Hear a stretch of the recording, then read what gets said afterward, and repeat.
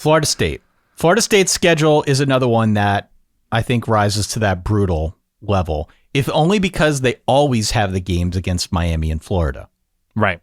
Now, we don't know what Florida's going to be this year. They close out their season the week of Thanksgiving with the Florida Gators. That game is in Doak Campbell Stadium.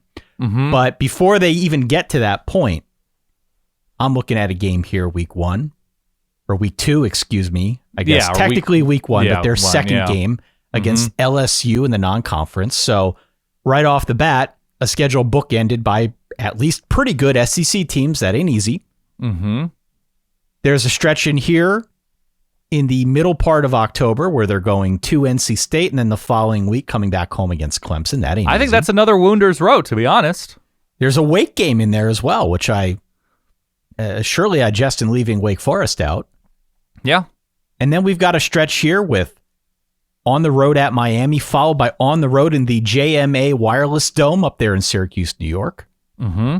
Never know what could happen in a game like that. They close out the year with Florida Gators. So, look, wait, hold on. They've got Louisiana sandwiched in there. Louisiana sandwiched in there. I mean, we don't know what to expect out of Louisiana now, new coach, but this has been a pretty good team. There's a lot going on in the schedule, and there aren't a whole lot of breaks for Mike Norvell as he tries to plot and prod his way through the 2022 calendar.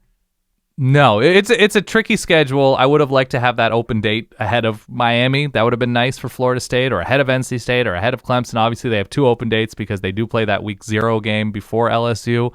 But yeah, man, that final stretch of at Miami, at Syracuse. Again, Gumpy, not a huge threat, but in there, Louisiana and Florida to finish things out. Florida State, again, they're a team with quarterback experience in what we perceive to be an improved defense. And that is not necessarily, like, Florida State's defense is ahead of most of the ACC. But still, that's no time for rest. There's no rest for the weary there. And so that's the Florida State schedule will be pretty indicative of where they are. They won't be floating through the ACC. It's not Virginia. It's not North Carolina.